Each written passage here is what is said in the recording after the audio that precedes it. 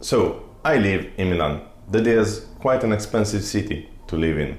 Actually, the most expensive city to live in Italy. The average net salary is a shy 1,600 to 1,700 euros per month, while the average rent for a room is more than 600 euros per month. That is like theoretically. Recently there was a protest by a student that slept outside in a tent because she was not able to find anything below 700 euros per month. In this environment, I tried to save money on my current salary, but I fell behind very quickly. So I decided to create a system that will allow me to save a higher percentage of my income. And I'm gonna try this system in the month of October. Guys, let's reach something like 50 likes on this video so you can give me a good reason to publish the video with the results of this experiment. To start, we want to detract all the recurring expenses from my net salary. These include in euros 600 for the rent, 10 for the Wi-Fi shared with another 2 flatmates, 10 for the phone bill, 18 for Netflix, 10 for Spotify, 25 for utilities, and another 3 euros for the Apple Cloud storage. This gives us a total of 676 euros just to stay afloat while dying of starvation. After subtracting these expenses, my idea was to live with the 600 euros for the rest of the month and saving the remaining parts. But I failed for 3 months straight. For October, we're going to increase this amount at 800 euros with some caveats. From 800 euros, I will have to cover groceries, hanging out, transportation, fun activities, and all other leisure expenses. I will track all my expenses and I will break them down in the result video so you guys can also have an idea of how expensive it is to live in Milan. To start, the first part of the system is composed by my main bank account. That is the account where I received my salary. It is very important that this account is with a bank that has some very solid fundamentals.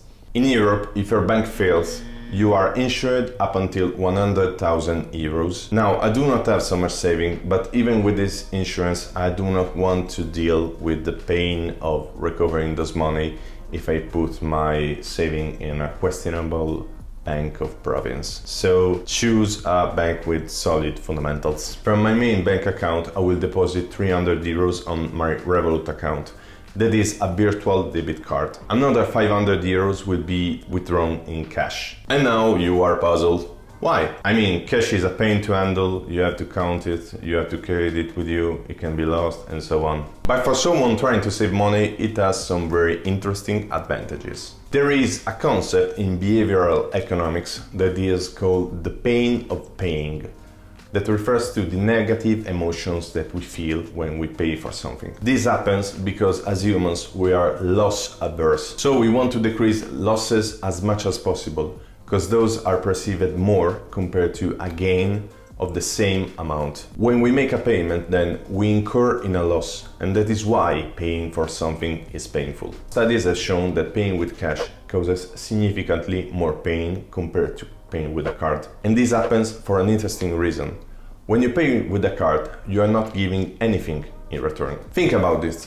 When you pay with cash, you are separating yourself from your hard-earned bills. While in a cashless transaction, you're just swiping your phone or your card that you're going to keep with you. And it does not end up here. Whenever you pay with your phone, it shows some colorful icon or emits some nice sound, making the act of paying something enjoyable, more or less. These systems have been created to make paying for something a funny activity, while using cash remains painful. The first caveat of this experiment is that I will put a jar on my furniture and I will put there all the exchanges and all the coins that I will receive from the cash payments. Ideally, all my cash payments will be rounded up to the nearest 5 euros. By the way, did you know that this small pocket in your jeans is made for exchange? I didn't know about that. The remaining part of the money will be managed through my Revolut account that will allow me to have always a 300 euros disposal on myself. I gotta say that I'm really appreciating Revolut as a bank account. It allows you to create vaults and separate your cash in different saving accounts. You know what they say, out of sight, out of mind. Now, another caveat of this system that is allowed by the Revolut account is the spare change option. How does this work? So Revolut will round up your expense to the nearest whole number and save the difference. For example, if you pay something like €1.20 for a coffee, Revolut will round up the expense at €2 and save 80 cents in a vault. Revolut does this also for rounded expenses. So if you spend €1, Revolut will round up at €2 and save €1 of difference. I call this vault spare change with this self-explanatory image. But this is not the end of it. The spare change also has the Accelerator option. This allows you to multiply the amount that you save by 2, 3, 4, 5 and even 10 times. I selected a ×2 Accelerator. So from the case that we just analyzed, the amount will be rounded up to €2, saving 80 cents. The 80 cents will be also multiplied by 2, saving €1.60 in total. With these two caveats applied, I hope I will be able to live comfortably through my expenses, but also save something from my budget besides the remaining part of my salary. If by the end of the month anything is left, those money will be deposited and devoted to more productive usages, aka courses, stocks and production upgrades. Now guys, I want to hear it from you. What are the strategies that you put in place when you want to save some money?